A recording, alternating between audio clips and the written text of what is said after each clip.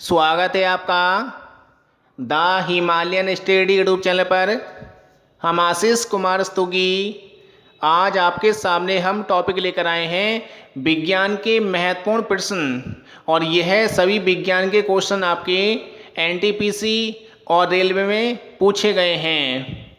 और इस वीडियो को आप लोग पूरा देखें और ज़्यादा से ज़्यादा ग्रुप में वीडियो शेयर करें। और जो कैंडिडेट नए हो हमारे इस चैनल पर, वह सबसे पहले हमारे इस चैनल को सब्सक्राइब कर लें और बेल आइकन के बटन को प्रेस कर लें ताकि हमारा नोटिफिकेशन आपको मिलता रहे। और वीडियो को लाइक करना ना भूलें आप लोग। तो इसमें हम शुरुआत कर रहे हैं आपके सामने। तो देखिए, इसमें पहला पॉइंट है आपके सामने, पानी के अंदर हवा का बुलबुला जिसकी सतह उत्तल होती है अवतल लेंस की भांति कार्य करता है। ये क्वेश्चन एनटीपीसी रेलवे में कई बार पूछा गया है। पानी के अंदर हवा का बुलबुला जिसकी सतह उत्तल होती है अवतल लेंस की भांति कार्य करता है। और इसके बाद पॉइंट है आपका, ध्वनि तरंग ठोस तथा गैस दोनों माध्यम में चल सकती है। यानी कि जो ध्वनि की तरंग होती है वह आपकी ठोस और गैस दोनों माध्यम में चल सकती है।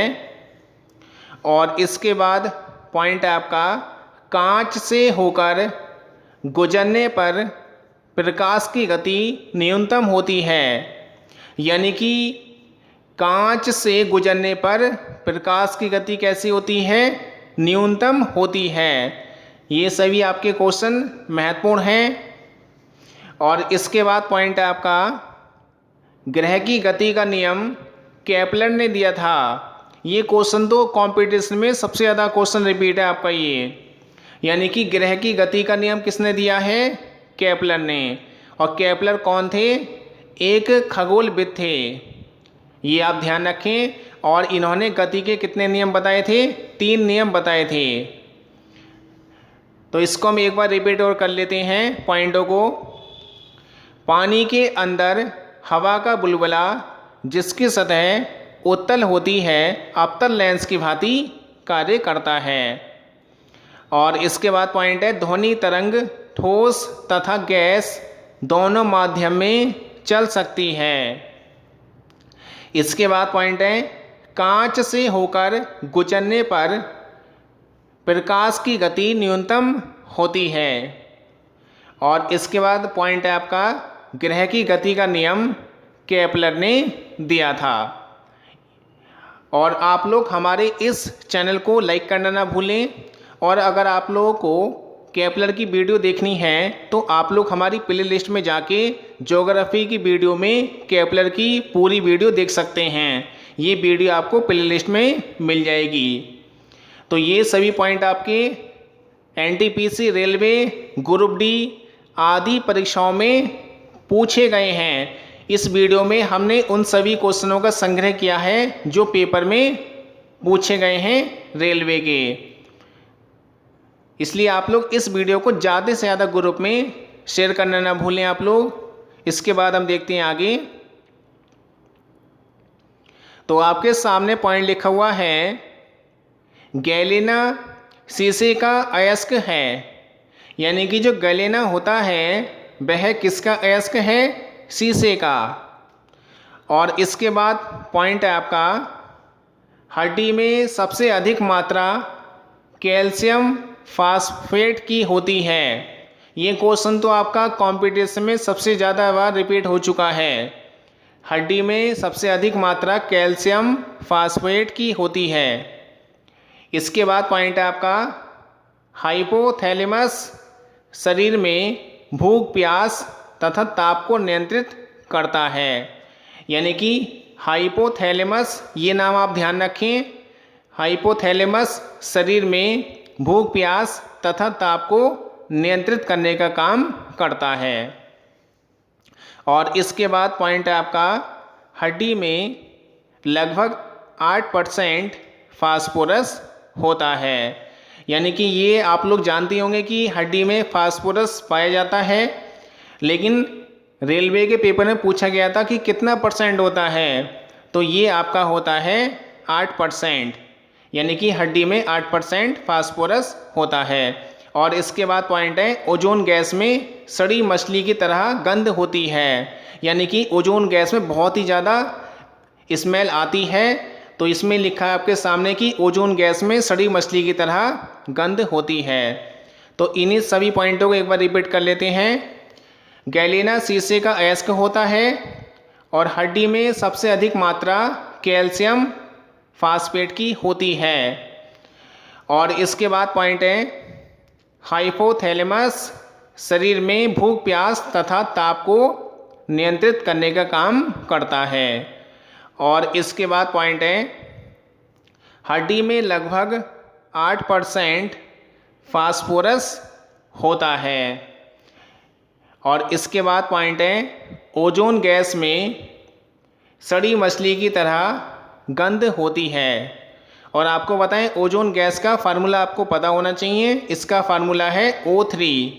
इस बात का आप लोग ध्यान रखें, क्योंकि कभी कभी क्या होता है, पेपर में जितने ही फार्मूले होते हैं गैसों के, जैसे कार्बन डाइऑक्साइड का फार्मूला CO2 है, ऐसे ही ये लोग क्या करते हैं, पेपर में ये गैस का नाम ना देकर उसका फार्मूला दे देते हैं पेपर में।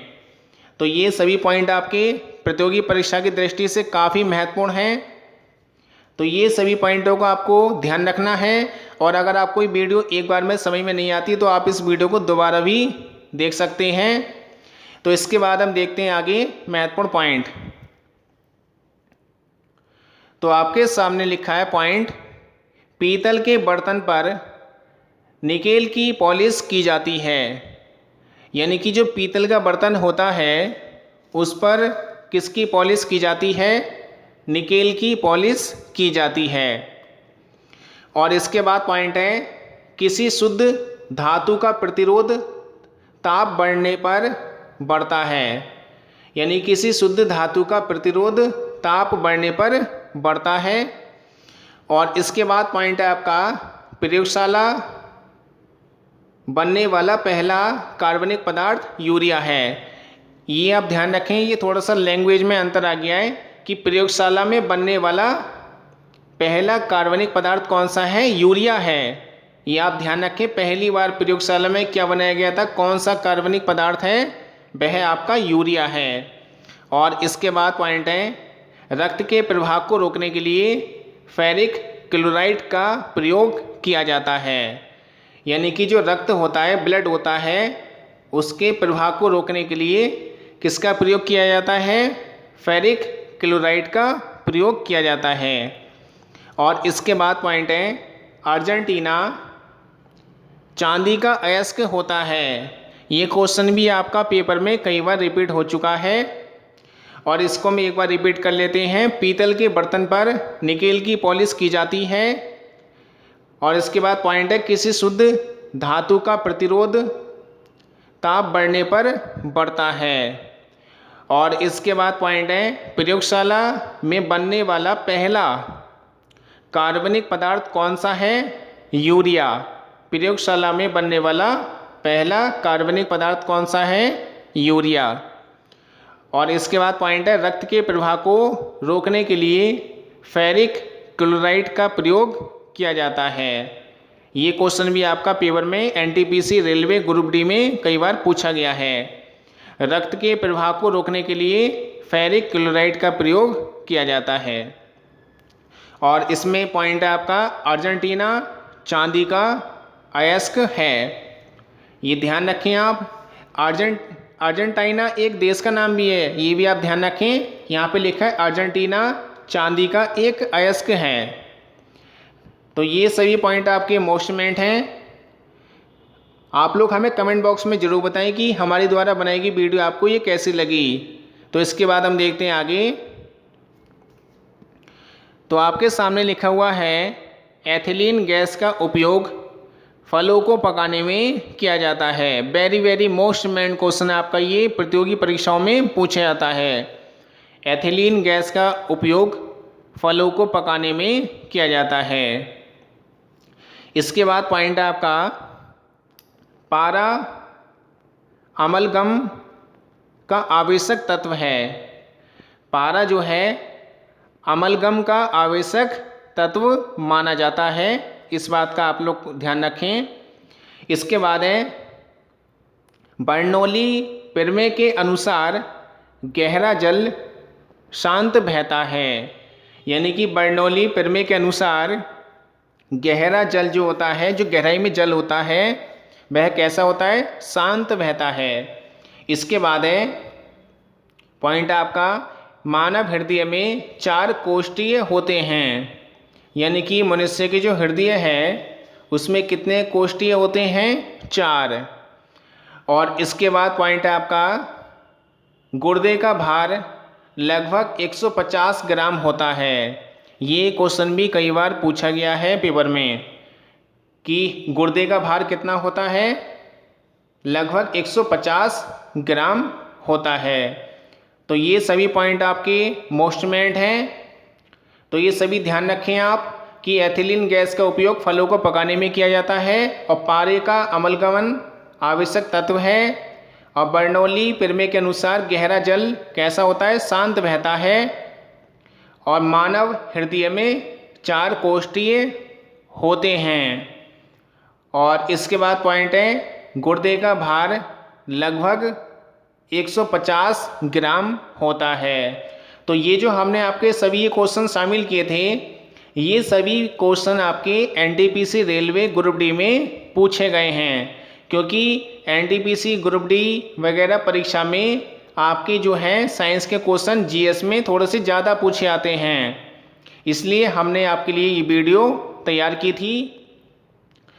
इसलिए आप लोग हमें कमेंट बॉक्स में ज़रूर बताएं कि हमारे द्वारा ये वीडियो बनाई गई आपको कैसी लगी। और अगर आपको ये वीडियो अच्छी लगती है तो आप लोग हमें कमेंट में ज़रूर बताएं, जिससे हम आपके लिए आगे भी इसी प्रकार की वीडियो तैयार कर देंगे। और ज़्यादा से ज़्यादा ग्रुप में आप ये वीडियो शेयर करें और चैनल को लाइक करना ना भूलें। और आगे भी हम आपके लिए इसी प्रकार की वीडियो लेकर आएंगे, अलग अलग टॉपिक की भी, ताकि आपको प्रतियोगी परीक्षाओं में सहायता मिले। और देखते रहिए आप लोग हमारा channel the Himalayan study YouTube channel. धन्यवाद।